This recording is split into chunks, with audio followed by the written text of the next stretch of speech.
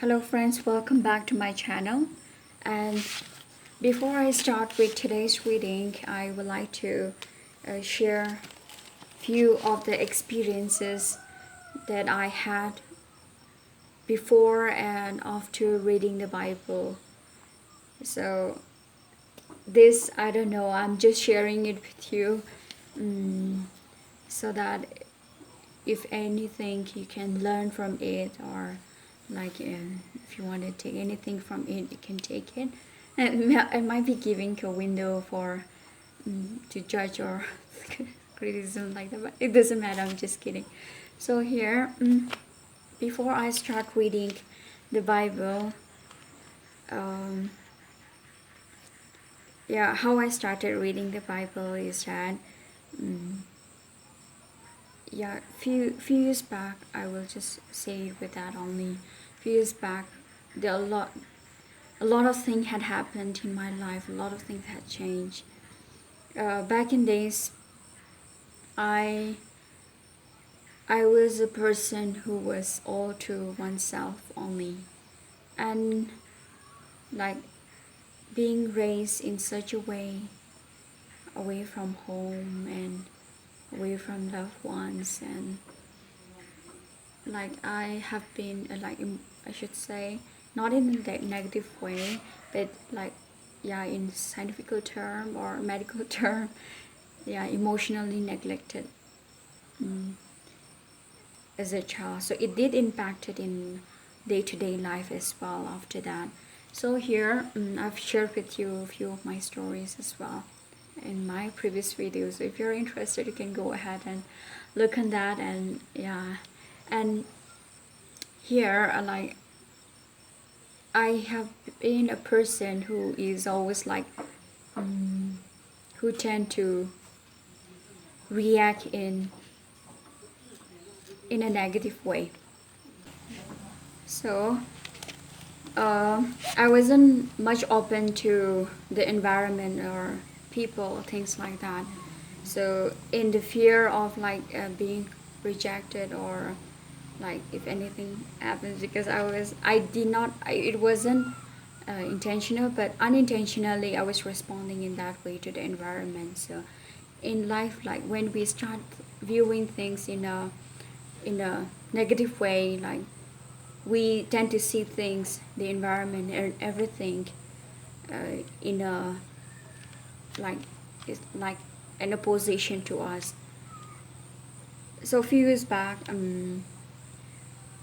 before I wasn't reading the Bible, I was a Christian back from back in my days, but then I wasn't used to. I don't have the habit of reading the Bible, but this lockdown has made me change something, and it did impacted me a lot. I've started the previous lockdown, I've come up with a lot of idea, but it did not give me peace of mind. I meditated myself, things like that. I've even given in my picture as well that inner peace comes from meditation, but then it can only be attained with God, right? So that did happen because in this second wave of pandemic, I started but reading the Bible with the help of friends who pressured me, things like that. I thought, yeah, I will just see how it is. And I just simply started reading the Bible, but it did impact it a lot because day to day, my activities, my mindset, and everything did change. I don't know, it's so miraculous, but yeah, I will say that it did impact it. I may not be reflecting on the reading that I'm making because right now I'm in Leviticus. I've just read the Genesis and Exodus only. So I might not understand well what they mean to say, but then it did impact it in my life. I became a happier person. I was open to things, and I wanted to explore things. As if like these days, I don't know why I feel like living like as if it's my last day, and I think I'm living on top of the world right now. And I'm so happy for that. So this story, I am just sharing it with you so that, like, just wanted to say that just try reading one chapter or one quotation or just one line, and you will see the difference. It's, yeah, we believe in the God that is whom we cannot see. It's invisible God. We believe by faith, and like we cannot interact with him personally and might not experience the impact of his living at the moment. But then with the Bible, you will you will connect with God. That's what I will assure you, because it did impact on my life, and it did change my life. So that's what I wanted to share it with you. So let's go ahead with the reading today. And in like, if you were interested, I will share with you about my experiences about mental health and things like that. So you can leave in the comments below, and I'll share with you sometime soon. If it is anything that you can learn from it, I am happy to share it with you. So thank you so much for staying till the end, and I'll see you in my next reading tomorrow. So till then, you take care and stay blessed, and let's all start reading the Bible, because it did change life, and according to my experience, and it will change your life as well. Bye bye. Today's reading is Leviticus 6 and 7. The Lord gave the following regulation to Moses. An offering is to be made if anyone sins against the Lord by refusing to return what a fellow Israelite has left as a deposit, or by stealing something from him, or by cheating him, or by lying about something that has been lost, and swearing that he did not find it. When a man sins in any of these ways, he must repay whatever he got by dishonest means. On the day he is found guilty, he must repay the honor in full, plus an additional 20% he shall bring to the priest as his repayment offering to the Lord, a male sheep or a goat without any defects. Its value is to be determined according to the official standard. The priest shall offer the sacrifice for the man's sins, and he will be forgiven. Sacrifices burnt whole. The Lord commanded Moses to give Aaron and his sons the following regulations for burnt offerings. A burnt offering is to be left on the altar all night long, and the fire is to be kept burning. Then the priest, wearing his linen robe and linen shorts, shall remove the greasy ashes left on the altar and put them on the side of the altar. Then he shall change his clothes and take the ashes outside the camp to a ritual clean place. The fire on the altar must be kept burning and never allowed to go out. Every morning the priest shall put firewood on it, arrange the burning offering on it, and burn the fat of the fellowship offering. The fire must always be kept burning on the altar and never allowed to go out. Grain offerings. The following are the regulations for grain offerings.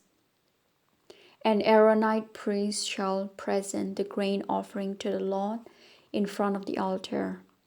Then he shall take a handful of the flour and oil and the incense on it, and burn it on the altar as a token that all of it has been offered to the Lord. The smell of this offering is pleasing to the Lord. The priest shall eat the rest of it. It shall be made into bread, baked without yeast, and eaten in a holy place, the courtyard of the tent of the Lord's presence. The Lord has given it to the priests as their part of the food offerings. It is very holy, like the sin offerings and the repayment offerings. For all times to come, any of the male descendants of Aaron may eat it as their continuing share of the food offered to the Lord. Anyone else who touches a food offering will be harmed by the power of its holiness. The Lord gave Moses the following regulations for the ordination of an Aaronite priest. On the day he is ordained, he shall present as an offering to the Lord 1 kilogram of flour, the same amount of the daily grain offering, half in the morning and half in the evening. If it is mixed with oil and cooked, bye-bye. it is to be mixed with oil and cooked on the griddle, and then crumbled and presented as a grain offering, a smell pleasing to the Lord. For all times to come, this offering is to be made by every descendant of Aaron who is serving as high priest. It shall be completely burned as an offering, as a sacrifice to the Lord. No part of the grain offering that a priest makes may be eaten. All of it must be burned, sin offerings. The Lord commanded Moses to give Aaron and his sons the following regulations for sin offerings. The animal for a sin offering shall be killed on the north side of the altar, where the animal for the burnt offerings are killed. This is a very holy offering. The priest who sacrificed the animal shall eat it in a holy place, the courtyard of the tent of the Lord's presence. Anyone or anything that touches the flesh of the animal will be harmed by the power of its holiness. If any article of clothing is spattered with the animal's blood, it must be washed a holy place. Any clay pot in which the meat is boiled must be broken, and if a metal pot is used, it must be crumbled and rinsed with water. Any male of the priestly families may eat this offering. It is very holy. If any of the blood is brought into the tent and used in the ritual to take away sin, the animal must not be eaten, it must be burned. Leviticus 7. Repayment offerings. The following are the regulations for repayment offerings, which are very holy. The animal for this offering is to be killed on the north side of the altar, where the animals for the burnt offerings are killed, and its blood is to be thrown against all four sides of the altar. All its fat shall be removed and offered on the altar. The fat tail, the fat covering, the internal organs, the kidneys, and fat on them, and the best part of the liver. The priest shall burn all the fat on the altar as a food offering to the Lord. It is a repayment offering. Any male of the priestly families may eat it, but it must be eaten in a holy place because it is very holy. There is one regulation that applies in both the sin offering and repayment offering. The meat belongs to the priest who offers the sacrifice. The skin of the animal offered as a burnt offering belongs to the priest who offers the sacrifices. Every grain offering that has been baked in an oven or prepared in a pan or on a griddle belongs to the priest who has offered it to the Lord. But all uncooked grain offerings, whether mixed with oil or dry, belongs to all the Aaronite priests and must be shared equally among them. Fellowship offerings. The following are the regulations for the fellowship offerings presented to the Lord. If a man makes his offering as a thanksgiving offering to God, he shall present together with animal to be sacrificed an offering of bread made without yeast, either thick loaves made of flour mixed with olive oil, or biscuit brushed with olive oil, or cakes made of flour mixed with olive oil. In addition, he shall offer loaves of bread baked with yeast. He shall present one part of each kind of bread as a special contribution to the Lord. It belongs to the priest, who takes the blood of the animal and throws it against the altar. The flesh of the animal must be eaten on the day it is sacrificed. None of it may be left until the next morning. If a man brings a fellowship offering in fulfillment of a vow, or as his own free will offering, not all of it has to be eaten on the day it is offered, but any of that is left over may be eaten on the following day. Any meat that still remains on the third day must be burned.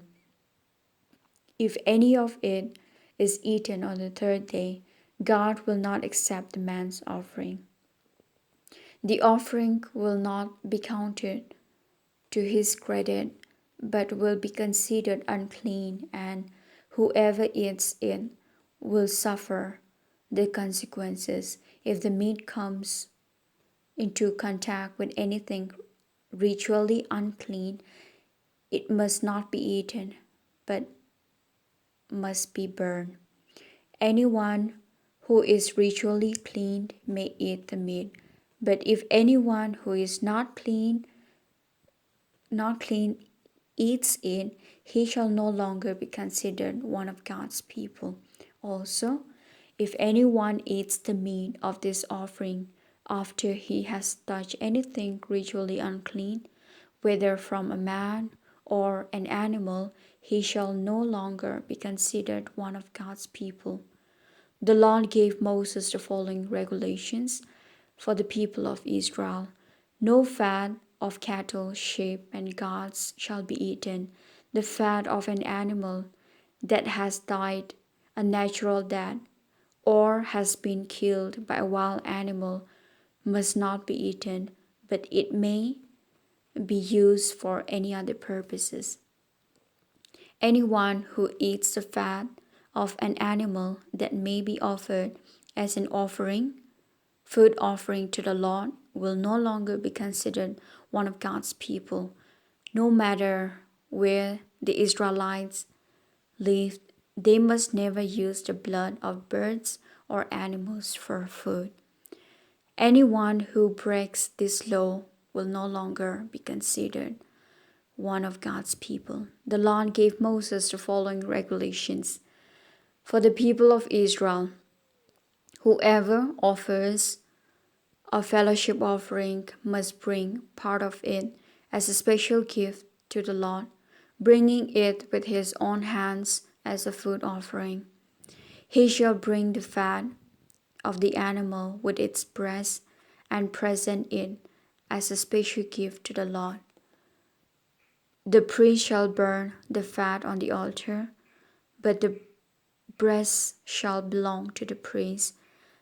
The right hind leg of the animal shall be given as a special contribution to the Lord, who offers the blood and the fat of the fellowship offering. The breast of the animal is a gift, special gift, and the right hind leg is a special contribution to the Lord, has taken from the people of Israel and given to the priest. This is what the people of Israel must give to the priest for all times to come. This is a part of the food offered to the Lord that was given to Aaron and his sons on the day they were ordained as priests. On that day, the Lord commanded the people of Israel to give them this part of offering. It is a regulation that the people of Israel must obey for all times to come. These then are the regulations for the burnt offerings, the grain offerings, the sin offerings, the repayment offerings, the ordination offerings, and the fellowship offerings. There on Mount Sinai, In the desert, the Lord gave these commands to the Lord on the day he told the people of Israel to make their offerings. This is the word of the Lord. This will be all for today. So I'll see you tomorrow in my next reading. You stay blessed, take care of yourself, and let's all start reading the Bible and reflecting on the Bible every day to live the best life on this earth. Bye bye. Take care.